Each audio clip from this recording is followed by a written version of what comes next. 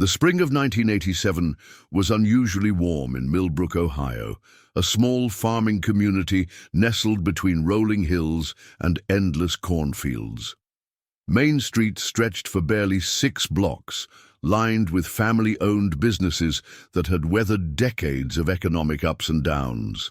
The Millbrook High School prom was the social event of the year, and 19-year-old Jessica Lynn Caldwell had been looking forward to it for months. Jessica was the kind of girl who lit up a room without trying. Her auburn hair caught the light just right, and her laugh could be heard from across the school cafeteria. She worked part-time at Henderson's Five and Dime after school, saving every penny for college in the fall. Her parents, Robert and Linda Caldwell, owned a modest farm on the outskirts of town where they raised cattle and grew soybeans. If you're finding this story as compelling as we are, please take a moment to subscribe to our channel and let us know in the comments where you're watching from. We love connecting with viewers from all over the world who share our fascination with these mysterious cases. The dress Jessica chose for prom was nothing short of spectacular. She'd driven 40 miles to the nearest department store in Columbus, spending weeks of saved wages on a midnight blue gown with delicate beading that sparkled like stars against the dark fabric. The dress hugged her figure perfectly, and when she tried it on for her mother, Linda had tears in her eyes. "You look like a princess, sweetheart," Linda had whispered, adjusting the thin straps on Jessica's shoulders. Jessica's date was Tommy Brennan, the quarterback of the football team and her boyfriend of 8 months. Tommy was everything a small-town girl could want: handsome, popular, and destined for a football scholarship at Ohio State. They'd been inseparable since homecoming, and everyone in Millbrook assumed they'd get married after college. The night of May 16, 1987, arrived with perfect weather. The temperature hovered around 70 degrees, and a gentle breeze carried the scent of blooming apple trees through the town. The prom was held at the Millbrook Community Center, decorated with silver streamers and white balloons. Jessica and Tommy arrived fashionably late, making an entrance that had everyone turning to look. "You two are going to be prom king and queen for sure," Jessica's best friend, Amy Patterson, had whispered excitedly as they posed for photos. The evening unfolded like a fairy tale. Jessica and Tommy danced to every slow song, laughed with their friends, and shared cake during the crowning ceremony. Though they didn't win the titles, neither seemed to care. Around 10 o'clock, Tommy suggested they leave early to attend the after-party at Jake Morrison's farm, where his parents had given permission for the graduates to celebrate. But Jessica hesitated. She'd been feeling slightly unwell all evening, complaining of a headache that wouldn't go away. The community center was stuffy, packed with nearly 200 students and chaperones, and the combination of perfume, cologne, and the warm spring air was making her dizzy. "I think I need some fresh air," she told Tommy as they swayed to the final dance of the evening. They stepped outside into the parking lot behind the community center. The area was dimly lit by a single street lamp, casting long shadows between the cars. Other couples had the same idea, scattered around the lot, talking and laughing. Jessica leaned against Tommy's car, a red 1984 Camaro that was his pride and joy. "Are you feeling better?" Tommy asked, his arm around her waist. Jessica nodded, but she still looked pale. "Maybe we should skip the after-party. I think I just want to go home." Tommy frowned. He'd been looking forward to the party all week, and several of his teammates were expecting him to be there.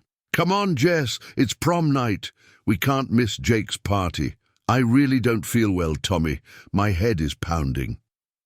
They argued quietly for several minutes, their voices barely audible over the music drifting from inside the building. Other students later reported seeing them by the car, but no one paid much attention to what seemed like a typical couple's disagreement. Finally, Jessica made a decision that would haunt everyone who knew her. "You go to the party," she said, pulling away from Tommy's embrace. "I'll find another way home." "Don't be ridiculous, Jess. I'm not leaving you here." Amy can give me a ride, or I'll call my dad." She was already walking away from him, her heels clicking on the asphalt. Tommy called after her, but Jessica disappeared around the corner of the building, heading back toward the main entrance. That was the last time anyone saw her alive. When Amy Patterson couldn't find Jessica inside the community center, she assumed her friend had reconciled with Tommy and left for the after-party. Tommy, arriving at Jake's farm alone 20 minutes later, told everyone that Jessica had gone home sick. Neither realized the other didn't know where she was until the next morning. Linda Caldwell woke up at dawn on May 17th, expecting to find her daughter asleep in her bedroom, still wearing her prom dress like she had after homecoming. Instead, she found an empty bed and an unlocked front door. Jessica's car was still in the driveway, her purse and keys sitting on the kitchen counter where she always left them. The Caldwell family's world collapsed in a matter of hours. By noon, half the town was organized into search parties, combing through the cornfields and wooded areas around Millbrook. The Ohio State Highway Patrol was called in, followed by investigators from the county sheriff's department. Detective Ray Hutchinson, a 20-year veteran who'd seen his share of missing persons cases, arrived that afternoon to interview the family and Jessica's friends. He was a tall, weathered man with kind eyes who specialized in cases involving young people. "In my experience," Detective Hutchinson told Robert and Linda as they sat in their living room, surrounded by family photos that now felt like evidence. "When a young person goes missing after a social event like prom, there are usually three possibilities. They ran away, they met with an accident, or someone took them." Linda gripped her husband's hand tightly. Jessica wouldn't run away. She had college starting in the fall. She was excited about her future. "And she wouldn't have left without her car or purse," Robert added, his voice hoarse from calling his daughter's name through the search fields all morning. Detective Hutchinson nodded grimly. He'd already ruled out the runaway theory himself, but he had to explore every angle. The investigation quickly focused on the timeline between 10:30 p.m., when Jessica was last seen arguing with Tommy in the parking lot, and 6 a.m. the next morning, when her absence was discovered. Security at the community center was minimal. Just 2 parent volunteers who were more focused on preventing underage drinking than monitoring who came and went. Tommy Brennan became the first and most obvious suspect. Young men were statistically the most likely perpetrators in cases involving missing girlfriends, and their argument had been witnessed by several people. Detective Hutchinson spent hours interviewing Tommy, whose story remained consistent. Jessica had walked away from him, presumably to go back inside the building, and he'd left for the party, assuming she'd find her own way home. "I should have gone after her," Tommy said during one of many interviews, tears streaming down his 18-year-old face. "I should have made sure she got home safe. I'll never forgive myself." But Tommy's alibi was solid. He'd arrived at Jake's party by 11 p.m., where dozens of classmates saw him throughout the night. He'd even been photographed playing beer pong at midnight, his face clearly visible in several pictures that would later be developed and turned over to police. As the days turned into weeks, the investigation expanded beyond Millbrook's borders. Jessica's photograph appeared on milk cartons and missing person posters throughout Ohio and neighboring states. The FBI was consulted, bringing in specialists in kidnapping and human trafficking cases. The community rallied around the Caldwell family in ways that only small towns can. Neighbors brought casseroles and offered to help with farm work. Local businesses donated money for reward funds and search efforts. The high school delayed graduation by a week, hoping Jessica would be found in time to walk across the stage with her classmates. But as spring turned to summer and summer faded into fall, hope began to dwindle. Jessica's empty chair at the Millbrook High graduation ceremony brought tears to hundreds of eyes. Her acceptance letter to Ohio University went unanswered. The midnight blue prom dress that had made her look like a princess became a symbol of dreams interrupted and a life cut short. Linda Caldwell refused to change Jessica's bedroom, keeping it exactly as her daughter had left it on the morning of May 16th. Her prom corsage, now dried and brown, remained pinned to her dresser mirror. College brochures still sat in neat stacks on her desk, filled with hopes and plans that would never come to fruition. Detective Hutchinson worked the case obsessively for months, following every lead and interviewing hundreds of people.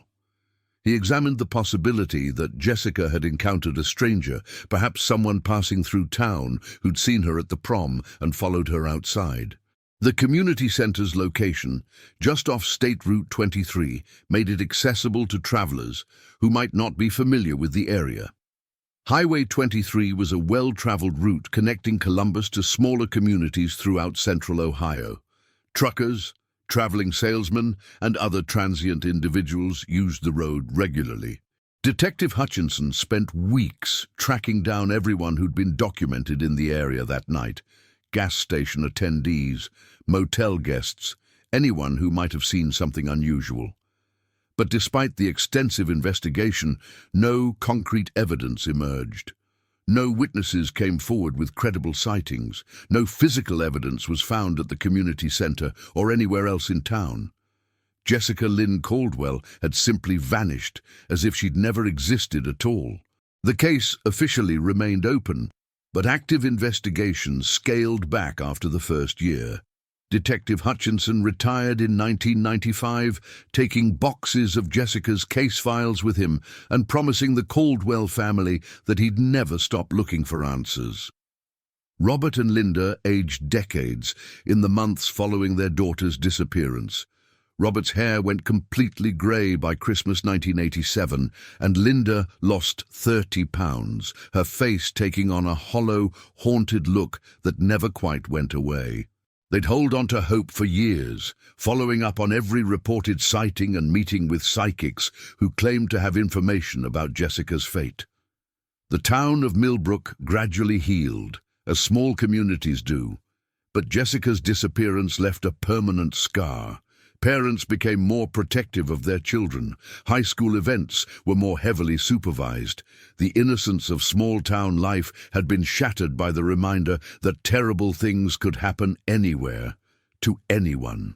Amy Patterson, Jessica's best friend, struggled with survivor's guilt for years. She'd replay that night over and over, wondering what would have happened if she'd insisted on staying with Jessica instead of assuming she'd reconciled with Tommy. Amy eventually moved away from Millbrook, unable to bear the constant reminders of her missing friend. Tommy Brennan's life was forever changed as well. Despite being cleared of any involvement in Jessica's disappearance, rumors and whispered suspicions followed him throughout high school and beyond. His football scholarship was withdrawn after college recruiters became uncomfortable with the negative publicity surrounding his name. He eventually left Millbrook as well, settling in a larger city where his past was unknown. Years passed. The 1990s brought new technologies to law enforcement. DNA testing, computer databases, improved communication between agencies. Cold case units were established in major departments, and Jessica's file was periodically reviewed by fresh investigators who brought new perspectives to old evidence. In 2002, 15 years after Jessica's disappearance, Detective Maria Santos of the Ohio Bureau of Criminal Investigation took over the case as part of a cold case initiative. Santos was known for her meticulous approach and her ability to find connections that previous investigators had missed. Santos digitized all of Jessica's case files and began cross-referencing them with similar disappearances throughout the Midwest. She discovered several cases from the late 1980s involving young women who'd vanished from small towns along major highways. While none were identical to Jessica's case, the patterns were troubling. Serial predators often target victims of opportunity, Santos explained to Robert and Linda during a meeting at their farmhouse in 2003. Young women alone, in vulnerable situations, near major transportation routes. Your daughter's case fits a profile we're seeing across multiple jurisdictions. The Caldwells, now in their 60s and bearing the weathered look of people who'd endured decades of uncertainty, listened carefully as Santos outlined her theory. She believed Jessica might have been taken by someone who was passing through the area, possibly someone who made the highway corridor a regular part of their routine. Santos expanded her investigation to include truck stops, motels, and other businesses along Route 23. She interviewed elderly employees who might remember unusual customers from 1987. She examined old gas station security footage and motel registration records, looking for any detail that might have been overlooked. The investigation took on new urgency in 2005 when DNA evidence linked several of the similar disappearances Santos had identified. A pattern was emerging of a predator who'd operated throughout Ohio, Indiana, and Kentucky during the late 1980s and early 1990s, targeting young women in small towns before vanishing without a trace. But despite these developments, Jessica's case remained frustratingly elusive. Unlike some of the other cases, no physical evidence had been recovered that could be tested for DNA. No witnesses had come forward with descriptions of suspicious individuals. Jessica had simply walked around the corner of the Millbrook Community Center and disappeared into the night. Linda Caldwell developed cancer in 2008, a diagnosis that seemed to accelerate the family's urgency to find answers about their daughter. As Linda underwent chemotherapy treatments, she made Santos promise to never give up on Jessica's case. "I need to know what happened to my baby before I die," Linda whispered during one of their last meetings. "I need to know where she is." Linda passed away in early 2009, taking with her 22 years of unanswered questions and unresolved grief. Robert was left alone on the farm, surrounded by memories of his wife and daughter. Jessica's bedroom remained unchanged, a shrine to a life interrupted and dreams deferred. The case might have remained permanently cold if not for a bizarre discovery in the summer of 2023, 36 years after Jessica's disappearance. Timothy Walsh, a construction worker demolishing an old barn outside of Lancaster, Ohio, 50 miles southeast of Millbrook, made a discovery that would shock investigators and reopen wounds that had never fully healed. Hidden beneath loose floorboards in the barn's hayloft, Walsh found a carefully wrapped package containing a midnight blue prom dress, size 6, with delicate beading that still caught the light despite decades in darkness. Along with the dress were a pair of silver high-heeled shoes, size 7, and a small evening purse containing a Millbrook High School student ID card bearing the name Jessica Lynn Caldwell. The barn had belonged to the Henderson family, who'd used it for hay storage until the early 1990s, when they'd switched to more modern farming techniques. The property had been sold several times over the years, eventually ending up in the hands of a development company that planned to build a shopping center on the site. Detective Santos, now a supervisor with the Ohio Bureau of Criminal Investigation, received the call about the discovery on a Tuesday morning that would forever change her understanding of Jessica's case. She drove to Lancaster immediately, her mind racing with possibilities and implications.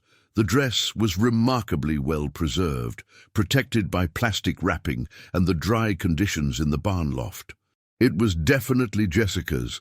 Linda Caldwell's detailed descriptions matched perfectly, down to the specific pattern of beading around the neckline and the small repair where Jessica had caught the hem on her bedroom door while getting ready. But the dress told a story that no one had expected. It wasn't torn or damaged.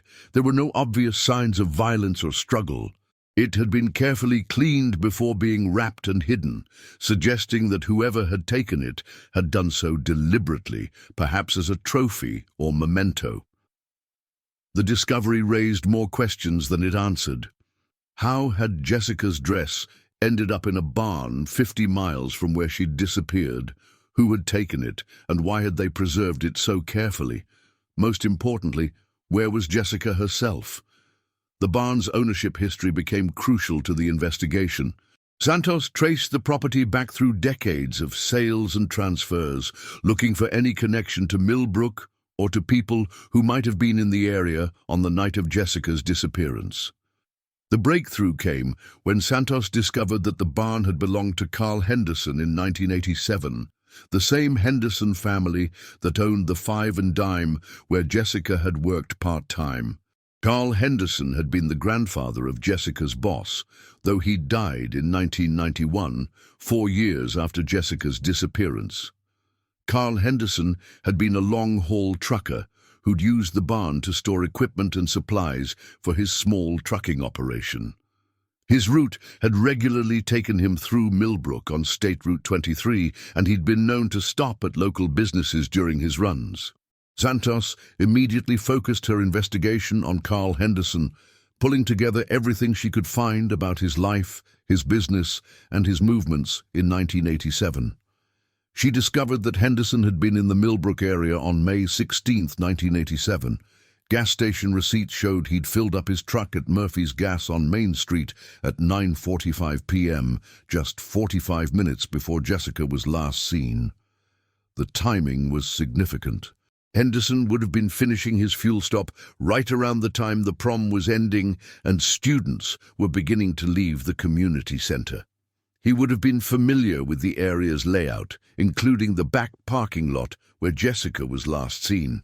Santos located Henderson's surviving family members, including his son David, who'd worked with his father in the trucking business. David Henderson, now in his 70s and suffering from early-stage dementia, initially claimed no memory of the night in question. But during a second interview, with Santos gently probing his memories of his father's work routines, David made a comment that stopped the detective cold. "Dad always said he never hurt that girl," David mentioned casually, as if commenting on the weather. "Said people would think the worst, but he never hurt her." Santos felt her heart rate accelerate. "What girl, David? Which girl are you talking about?" David looked confused for a moment, then shook his head. "I don't know. Something about a dress. Dad always worried about that dress." It took several more interviews, conducted with the assistance of a specialist in interviewing individuals with memory impairments, to piece together David Henderson's fragmented recollections. The story that emerged was both tragic and infuriating in its senselessness. According to David's recollections of conversations with his father in the years before Carl's death, Jessica had indeed encountered Carl Henderson on the night she disappeared. She'd been walking along State Route 23, apparently trying to get home after her argument with Tommy, when Henderson had stopped his truck to offer her a ride. Jessica had initially declined, but Henderson had been persuasive. He'd known her from his occasional stops at the Five and Dime, and he'd convinced her that he was a safe option for getting home. The weather was pleasant, but it was a long walk from the community center to the Caldwell farm, especially in prom heels. What happened next was a tragedy born of impulse and opportunity rather than premeditation. According to David's fragmented memories of his father's confessions, Carl Henderson had driven Jessica toward her family's farm, but had become increasingly agitated by her presence in his truck. He'd been drinking earlier in the evening, something David remembered because it was unusual for his father to drink while working.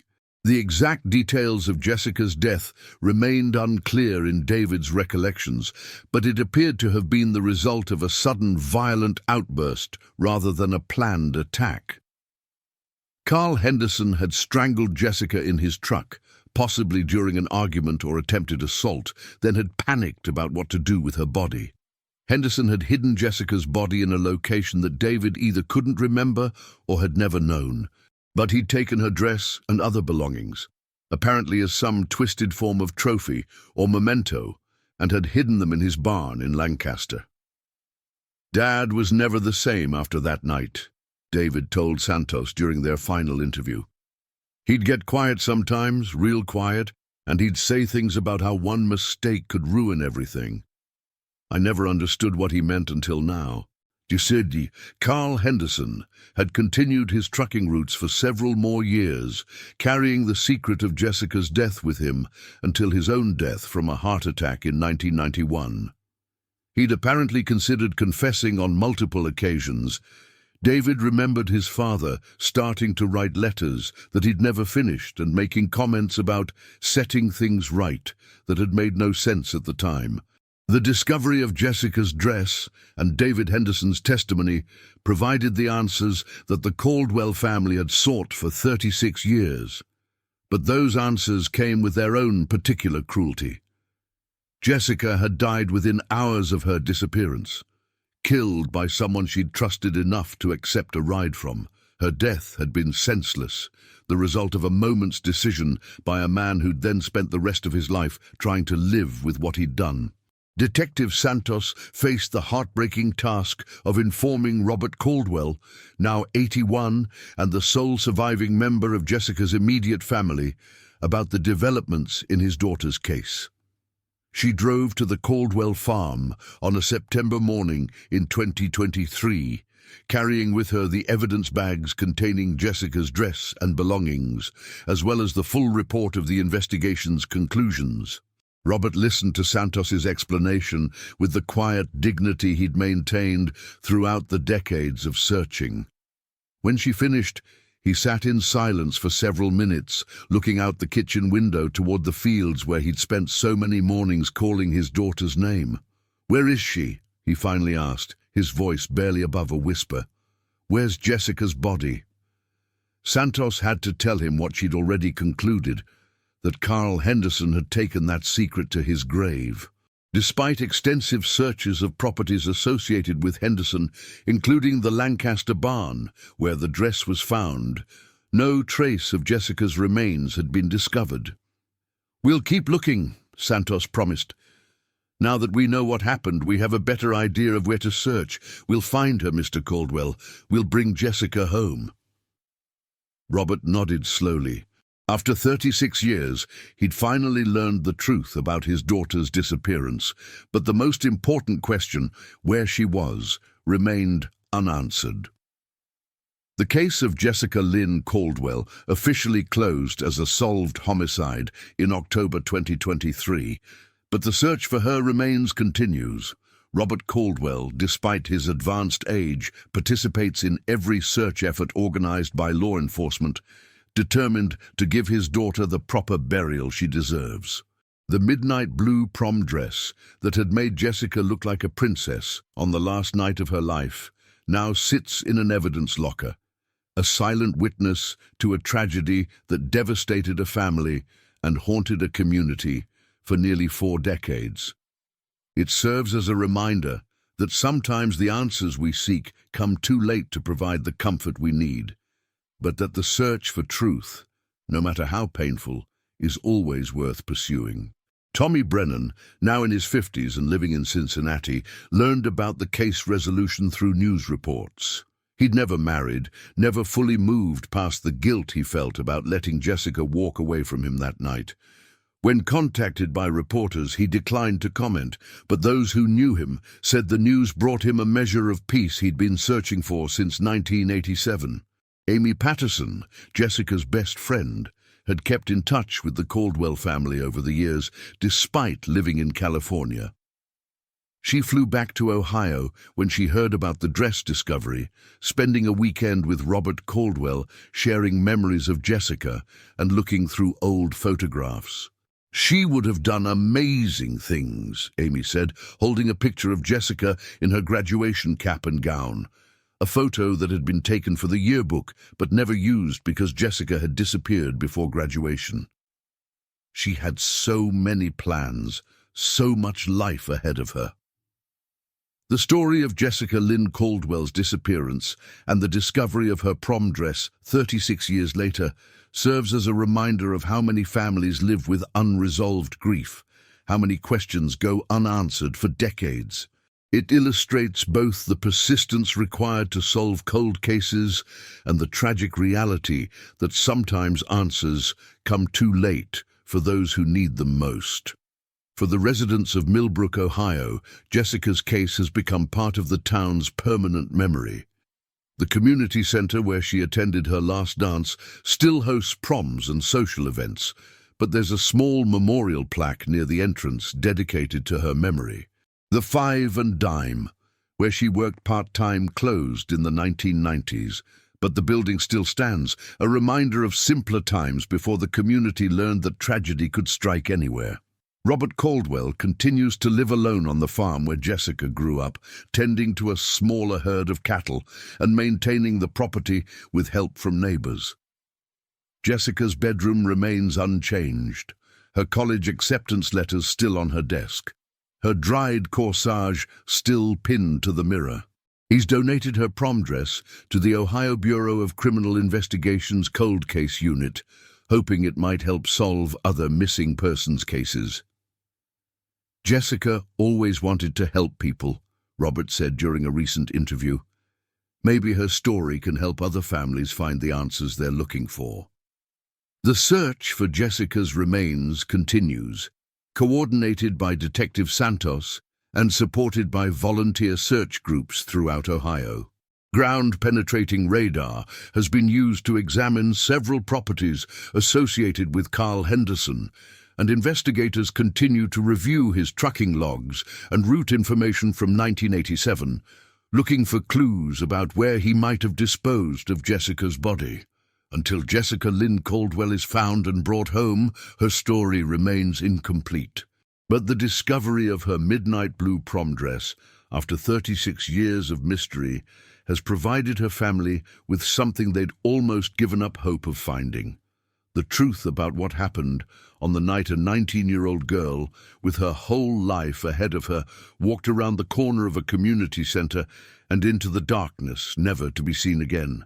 The case stands as a testament to the dedication of investigators who refuse to give up on cold cases, the resilience of families who endure decades of uncertainty, and the power of communities to remember and honor those who are lost. Jessica's story continues to unfold, even now, as the search for her final resting place goes on, driven by the hope that someday soon she'll finally come home.